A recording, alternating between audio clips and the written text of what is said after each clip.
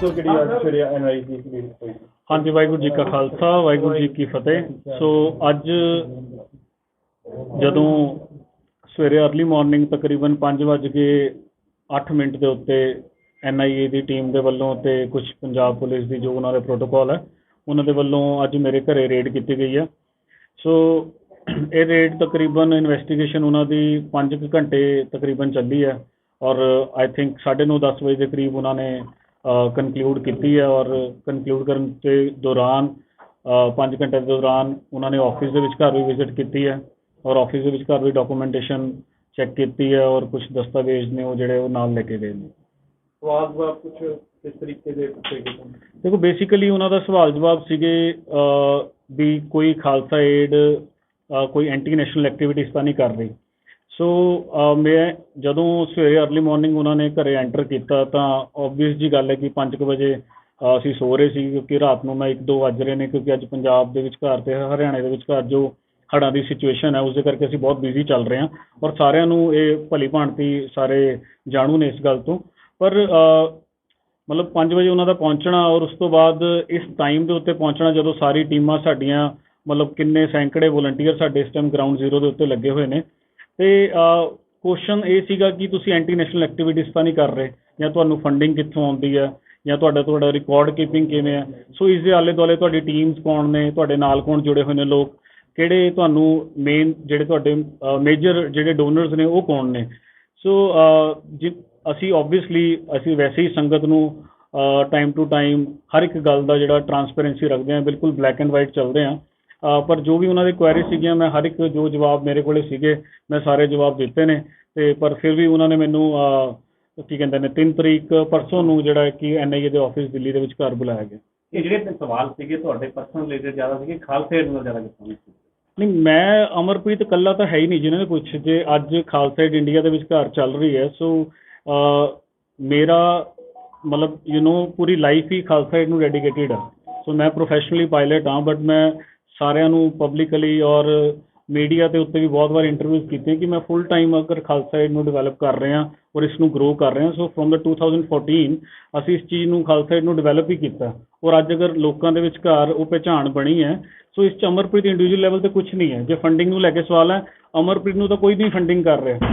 ਅਮਰਪ੍ਰੀਤ ਨੂੰ ਕੋਈ ਪਰਸਨਲੀ ਜਾਂ ਕੋਈ ਫੰਡਿੰਗ ਕਰ ਰਿਹਾ ਹੋਵੇ ਤਾਂ ਅਮਰਪ੍ਰੀਤ ਦੇ ਸਵਾਲ ਨੇ। ਇਹ ਸਵਾਲ ਸਾਰੇ ਖਾਲਸਾ ਏਡ ਦੇ ਰਿਲੇਟਿਡ ਸੀ ਔਰ ਉਹਨਾਂ ਨੇ ਖਾਲਸਾ ਏਡ ਦੇ ਵੀ ਅਕਾਊਂਟਸ ਜਾਂ ਕੁਝ ਸਟੇਟਮੈਂਟਸ ਉਹ ਸਾਰਾ ਕੁਝ ਉਹਨਾਂ ਨੇ ਮੈਨੂੰ ਇੱਕ ਲਿਸਟ ਦਿੱਤੀ ਹੈ। ਉਹ ਡਾਕੂਮੈਂਟੇਸ਼ਨ ਲੈ ਕੇ ਵੀ ਉਹਨਾਂ ਤੱਕ ਪਰਸੋਂ ਜਿਹੜਾ ਉਹ ਪਹੁੰਚਣਾ। ਸਰ ਕੋਈ ਮੋਬਾਈਲ ਵਗੈਰਾ ਵੀ ਜ਼ਬਤ ਵਗੈਰਾ? ਹਾਂਜੀ, ਮੇਰਾ ਮੋਬਾਈਲ ਉਹਨਾਂ ਨੇ ਸੀਜ਼ ਕੀਤਾ ਔਰ ਕੁਝ ਆਫੀਸ਼ੀਅਲ ਡਾਕੂਮੈਂਟਸ ਸਾਡੇ ਖਾਲਸਾ ਏਡ ਦੇ ਆਫਿਸ ਤੋਂ ਉਹਨਾਂ ਨੇ ਕਿਹਾ ਕਿ ਅਸੀਂ ਲੈ ਕੇ ਜਾਣਾ ਚਾਹੁੰਦੇ ਹਾਂ। ਉਹ ਬਕਾਇਦਾ ਆਪਣੇ ਪ੍ਰੋਟੋਕੋਲ ਦੇ ਅਕੋਰਡਿੰਗਲੀ ਉਹ ਦੇ ਕੇ ਗਏ ਨੇ ਕਿ ਇਹ ਚੀਜ਼ਾਂ ਉਹ ਲੈ ਕੇ ਚੱਲੇ ਨੇ। ਮੋਬਾਈਲ ਇੱਕ ਸੀਗੇ 2 ਲੈ ਕੇ ਗਏ ਜਿਹੜੇ? ਨਹੀਂ, ਮੇਰੇ ਕੋਲ ਇੱਕ ਮੋਬਾਈਲ ਸੀਗਾ ਜੀ ਉਹ ਲੈ ਕੇ ਗਏ ਨੇ ਜੀ। ਹਾਂਜੀ, ਕਿਸਾਨੀ ਅੰਦੋਲਨ ਚੱਲ ਰਿਹਾ ਸੀ ਉਸ ਤਰੀਕੇ ਉਦੋਂ ਵੀ ਇਸ ਤਰ੍ਹਾਂ ਦੀ ਐਕਟੀਵਿਟੀ ਹੋਈ ਸੀ ਐਨਆਈਏ ਦੇ ਵੱਲੋਂ ਅਤੇ ਹੁਣ ਜਦੋਂ ਹੜ੍ਹ ਆਏ ਹੋਏ ਪੰਜਾਬ ਦੇ ਵਿੱਚ ਸੇਵਾ ਤੁਸੀਂ ਕਰ ਰਹੇ ਹੋ ਅਤੇ ਹੁਣ ਫਿਰ ਇਸ ਤਰੀਕੇ ਦੀ ਐਕਟੀਵਿਟੀ ਹੋ ਰਹੀ ਹੈ, ਇਹਨੂੰ ਕੀ ਮੰਨਦੇ ਹੋ? ਪਰ ਟਾਰਗੇਟ ਮੰਨ ਰਹੇ ਹੋ ਸੰਸਥਾ? ਨਹੀਂ, ਦੇਖੋ ਜਦੋਂ 2000 ਤਕਰੀਬਨ 14 ਦੇ ਜਦੋਂ ਮੈਂ ਖਾਲਸਾ ਏਡ ਦੇ ਨਾਲ ਜੁੜਿਆ ਹੋਇਆ ਉਦੋਂ ਤੋਂ ਲੈ ਕੇ ਹੁਣ ਤੱਕ ਮੈਂ ਬਹੁਤ ਇਨਕੁਆਇਰੀਜ਼ ਫੇਸ ਕੀਤੀਆਂ, ਚਾਹੇ ਉਹ ਸੈਂਟਰ ਦੀਆਂ ਨੇ ਚਾਹੇ ਉਹ ਸਟੇਟ ਦੀਆਂ ਨੇ। ਪਰ ਜਦੋਂ ਵੀ ਕੋਈ ਲਾਈਮਲਾਈਟ ਵਾਲਾ ਪ੍ਰੋਜੈਕਟ ਹੁੰਦਾ, ਚਾਹੇ ਉਹ ਕਿਸਾਨੀ ਮੋਰਚਾ ਹੈ ਚਾਹੇ ਹੁਣ ਪੰਜਾਬ ਦੇ ਵਿੱਚ ਹੜ੍ਹਾਂ ਦੇ ਵਿਚਕਾਰ ਚੱਲ ਰਹੇ ਨੇ, ਠੀਕ ਹੈ ਜ਼ਰੂਰ ਕੋਈ ਸ਼ਰਾਰਤੀ ਅਨਸਰ ਹੁੰਦੇ ਹੋਣਗੇ, ਅਸੀਂ ਵੀ ਉਹਨਾਂ ਦੇ ਖਿਲਾਫ ਹਾਂ। ਬਟ ਜਿਹੜੀ ਜਥੇਬੰਦੀ ਲੋਕਾਂ ਨੂੰ ਤੁਸੀਂ ਅੱਜ ਕੋਈ ਵੀ ਏਰੀਆ ਦੇ ਵਿਚਕਾਰ ਜਾ ਕੇ ਪੁੱਛੋ ਵੀ ਕਿਹੜੀ ਸੰਸਥਾ ਕੰਮ ਕਰ ਰਹੀ ਹੈ, ਅਗਰ ਹਰ ਇੱਕ ਦੀ ਜ਼ੁਬਾਨ ਦੇ ਉੱਤੇ ਖਾਲਸਾ ਏਡ ਹੈ ਅਤੇ ਦੈਨ ਇਸ 'ਚ ਮਤਲਬ ਟਾਰਗੇਟ ਹੀ ਮੰਨਿਆ ਜਾ ਸਕਦਾ ਹੈ। ਸੋ ਅਸੀਂ ਅੱਜ ਦੀ ਡੇਟ 'ਚ ਵੀ ਪ੍ਰੈਜੈਂਟਲੀ ਸਾਡੇ ਇੰਨੇ ਕੰਮ ਚੱਲ ਰਹੇ ਨੇ, ਇੰਨੇ ਪ੍ਰੋਜੈਕਟ ਚੱਲ ਰਹੇ ਨੇ, ਸਕੂਲ, ਹਸਪੀਟਲ, ਬੱਚਿਆਂ ਦੀ ਐਜੂਕੇਸ਼ਨ, ਵੈਲਫੇਅਰ, ਘਰ ਬਣਾਏ ਜਾ ਰਹੇ ਨੇ। ਸੋ ਸੇਵਾ ਦੇ ਉੱਤੇ ਕੁਐਸਚਨ ਕਿਉਂ ਹੈ? ਮੈਂ ਤਾਂ ਮਤਲਬ ਇਸ ਗੱਲ ਤੋਂ ਸ਼ੌਕਡ ਹਾਂ ਕਿ ਇਸ ਟਾਈਮ ਦੇ ਉੱਤੇ ਇਹ ਚੀਜ਼ ਹੋਣੀ ਉਹ ਸਾਡੀ ਟੀਮ ਨੂੰ ਬਹੁਤ ਉਹਨਾਂ ਦਾ ਮੋਰਾਲ ਡਾਊਨ ਕਰਨ ਲਈ ਗੱਲ ਹੈ। ਇੱਕ ਹੋਰ ਸਵਾਲ ਹੈ ਅਮਰਪ੍ਰੀਤ ਜੀ, ਇਹ ਜਦੋਂ ਕਈ ਵਾਰ ਇਹ ਹੁੰਦਾ ਹੈ ਕਿ ਬਾਹਰੋਂ ਕੁਝ ਬਿਆਨ ਆ ਜਾਂਦੇ ਨੇ, ਕਈ ਵਾਰ ਟੀ-ਸ਼ਰਟਾਂ ਖਾਲਸਾ ਏਡ ਦੀਆਂ ਪਾਈਆਂ ਹੁੰਦੀਆਂ, ਉਹ ਬਿਆਨ ਇਸ ਤਰੀਕੇ ਦੇ ਹੋ ਨਿਬੜਦੇ ਨੇ ਕਿ ਸਵਾਲ ਸੰਸਥਾ 'ਤੇ ਖੜੇ ਹੋ ਜਾਂਦੇ ਨੇ, ਇਸ ਬਾਰੇ ਕੀ ਕਹਿਣਾ ਚਾਹੁੰਦੇ ਹੋ ਤੁਸੀਂ? ਦੇਖੋ, ਜਿਹੜਾ ਵੀ ਕੋਈ ਸਵਾਲ ਖਾਲਸਾ ਏਡ ਇੰਡੀਆ ਦੇ ਸੰਬੰਧ ਦੇ ਵਿਚਕਾਰ ਹੈਗਾ, ਜੋ ਪੰਜਾਬ ਦੇ ਵਿਚਕਾਰ ਜਾਂ ਇੰਡੀਆ ਦੇ ਵਿਚਕਾਰ ਤਕਰੀਬਨ ਹੁਣ ਤੱਕ ਅਸੀਂ 40 ਤੋਂ 50 ਮਿਸ਼ਨਸ ਦੇ ਵਿਚਕਾਰ ਪੈਨ ਇੰਡੀਆ ਦੇ ਵਿਚਕਾਰ ਕੰਮ ਕਰ ਚੁੱਕੇ ਹਾਂ। ਕਿੱਥੇ ਕੋਈ ਕਨਫਲਿਕਟ ਹੈ, ਕਿੱਥੇ ਕੋਈ ਬਾੜ ਆਈ ਹੈ, ਕਿੱਥੇ ਕੋਈ ਅਰਥਕੁਏਕ ਆਇਆ, ਕੋਈ ਵੀ ਮਤਲਬ ਲੜਾਈ ਲੱਗੀ ਹੈ, ਅਸੀਂ ਸਹਾਰਨਪੁਰ ਦੰਗੇ ਹੋਏ ਨੇ, ਦਿੱਲੀ ਦੰਗੇ ਹੋਏ ਨੇ, ਹਰ ਇੱਕ ਜਗ੍ਹਾ ਤੇ ਆਪਣੇ ਆਪ ਨੂੰ ਉੱਥੇ ਜਾ ਕੇ ਅਸੀਂ ਸੇਵਾ ਨਿਭਾਈ ਹੈ। ਪਰ ਉਸ ਦੀ ਜਵਾਬਦੇਹੀ ਅਮਰਪ੍ਰੀਤ ਦੇ ਸਕਦਾ, ਪਰ ਜੇ ਕੋਈ ਸਾਡਾ ਕੋਈ ਵੋਲੰਟੀਅਰ ਹੋਵੇ, ਕੋਈ ਹੋਰ ਸਾਡੇ ਨਾਲ ਐਸੋਸੀਏਟਿਡ ਬੰਦਾ ਹੋਵੇ, ਉਹਦੀ ਆਈਡੀਓਲੋਜੀ ਕੋਈ ਡਿਫਰੈਂਟ ਹੋਵੇ, ਉਸ ਦਾ ਜ਼ਿੰਮੇਵਾਰ ਅਮਰਪ੍ਰੀਤ ਨਹੀਂ ਹੋ ਸਕਦਾ, ਉਸ ਦਾ ਜ਼ਿੰਮੇਵਾਰ ਖਾਲਸਾ ਏਡ ਪੂਰੀ ਸੰਸਥਾ ਨਹੀਂ ਹੋ ਸਕਦੀ। ਤੇ ਖਾਲਸਾ ਏਡ ਦੀ ਆਈਡੀਓਲੋਜੀ ਸਾਰਿਆਂ ਨੂੰ ਕਲੀਅਰ ਹੈ। ਅਸੀਂ ਈਵਨ ਜਦੋਂ ਸਾਡੀ ਇੰਡਕਸ਼ਨਸ ਹੁੰਦੀਆਂ, ਸਾਡੇ ਵੋਲੰਟੀਅਰ ਬਣਦੇ ਨੇ, ਅਸੀਂ ਉਹਨਾਂ ਦੀ ਟ੍ਰੇਨਿੰਗ ਕਰਦੇ ਹਾਂ ਕਿ ਖਾਲਸਾ ਏਡ ਨਾ ਹੀ ਕੋਈ ਧਰਮ ਦੇ ਆਧਾਰ ਤੇ ਚੱਲ ਰਹੀ ਹੈ, ਅਸੀਂ ਸਿੱਖ ਪ੍ਰਿੰਸੀਪਲ ਨੂੰ ਅੱਗੇ ਲੈ ਕੇ ਜਾ ਰਹੇ ਹਾਂ, ਸਿੱਖ ਪ੍ਰਿੰਸੀਪਲਸ ਦੇ ਅਕੋਰਡਿੰਗਲੀ ਅੱਗੇ ਚੱਲਦੇ ਹਾਂ। ਪਰ ਇਹ ਕਿਸੇ ਧਰਮ ਤੱਕ ਸੀਮਤ ਨਹੀਂ ਗੀ, ਕਿਸੇ ਜਾਤ ਤੱਕ ਸੀਮਤ ਨਹੀਂ, ਕਿਸੇ ਪੋਲੀਟੀਕਲ ਪਾਰਟੀ ਤੱਕ ਸੀਮਤ ਨਹੀਂ। ਅੱਜ ਤੱਕ ਅਸੀਂ ਆਪਣੇ ਆਪ ਨੂੰ ਬਿਲਕੁਲ ਨੌਨ ਪੋਲੀਟੀਕਲ ਔਰ ਨੌਨ ਰਿਲੀਜੀਅਸ ਹੋ ਕੇ ਚੱਲੇ। ਸੋ ਇਹੀ ਸਾਡਾ ਏਜੰਡਾ ਹੈ ਔਰ ਇਹੀ ਸਾਡਾ ਏਮ ਹੈ ਕਿ ਅਸੀਂ ਇਸੇ ਤਰੀਕੇ ਨਾਲ ਹੀ ਚੱਲਣਾ ਹੈ। ਬਟ ਫਿਰ ਵੀ ਅਗਰ ਕੋਈ ਕਿਸੇ ਦੇ ਪਰਸਨਲ ਵਿਊਜ਼ ਕੋਈ ਸੋਸ਼ਲ ਮੀਡੀਆ ਤੇ ਪਾ ਰਿਹਾ ਹੈ ਜਾਂ ਕੋਈ ਇੰਡੀਵਿਜੂਅਲ ਕਪੈਸਿਟੀ ਦੇ ਵਿੱਚ ਕਰ ਰਿਹਾ ਹੈ, ਉਸ ਦੇ ਆਨਸਰੇਬਲ ਸਾਨੂੰ ਨਹੀਂ ਹੋਣਾ ਚਾਹੀਦਾ। ਅਮਰਪ੍ਰੀਤ ਜੀ, ਹੜ੍ਹਾਂ ਦੇ ਮੌਕੇ ਸੇਵਾ ਕਰ ਰਹੇ ਹੋ ਪਰ ਰੇਡਾਂ ਹੋ ਰਹੀਆਂ ਨੇ। ਸਿੰਘੂ ਬਾਰਡਰ ਦੀ ਅਲੱਗ ਗੱਲ ਸੀ ਕਿ ਉੱਥੇ ਧਰਨਾ ਚੱਲ ਰਿਹਾ ਸੀ, ਹੁਣ ਕੀ ਕਾਰਨ ਹੋ ਗਏ ਕਿ ਲੋਕ ਸੇਵਾ ਦੇ ਮੌਕੇ ਇਸ ਤਰ੍ਹਾਂ ਦੀ ਕਾਰਵਾਈ ਕੀਤੀ ਹੈ? ਦੇਖੋ, ਇਹੀ ਤਾਂ ਮਤਲਬ ਸ਼ੌਕ ਦੇ ਵਿਚਕਾਰ ਮੈਂ ਆ।